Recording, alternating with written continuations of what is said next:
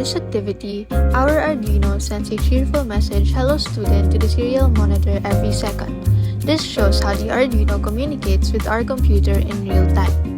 We connect a temperature sensor. The Arduino reads the signal, converts it into degrees Celsius, and displays the live temperature reading every second on the serial monitor. In this exercise, we add a push button.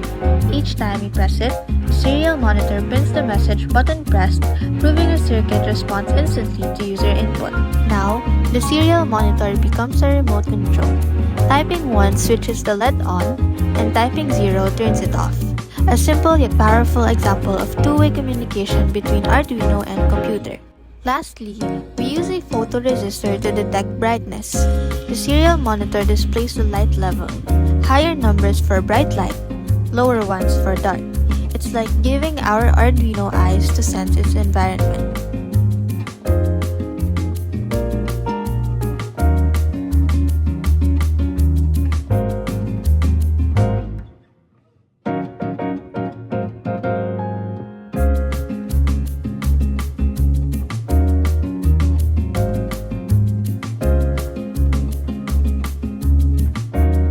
With the HC-SR04 ultrasonic sensor, we measure distance using sound waves. The Arduino sends out the pulse, wait for the echo, and calculate how far the object is, all displayed in centimeters on the serial monitor. We upgraded our system by adding an LCD with a 12C module. Now, the measured distance appears directly on the screen. No computer needed, just instant on-device feedback. This setup detects nearby object. When something comes closer than 10 centimeters, the LED lights up, simulating a real-life proximity alert system. We built a mini parking assistant.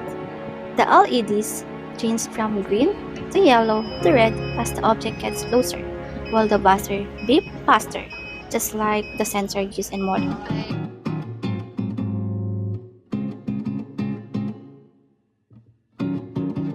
We use an infrared sensor to tell black from white. White surfaces reflect more light, black ones absorb it. The serial monitor shows light surface detected or dark surface detected, depending on what's in front. Next, we create a proximity alarm. When the sensor detects something nearby, it activates a buzzer and light up an LED. A simple yet effective motion, we use the IR sensor to count how many times an object passes by. Each detection adds one to the LCD display, a fun and practical example of digital counting in action.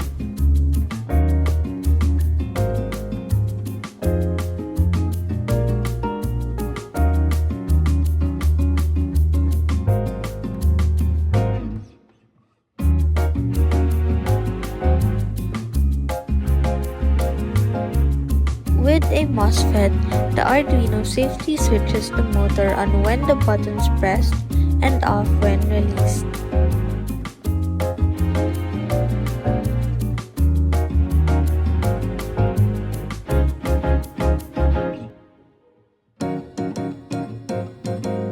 Finally, turning the potentiometer changes motor speed from 0 to full power using PWM through the MOSFET, a simple, efficient way to control motors electronically.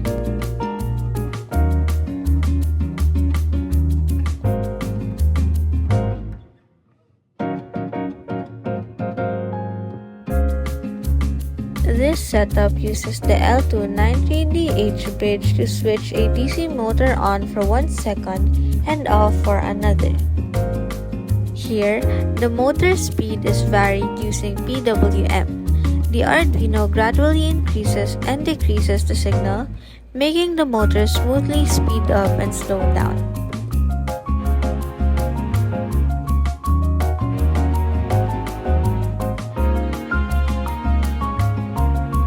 By changing the logic signals on the H-bridge, the motor spins forward or reverse, showing how polarity controls changes direction.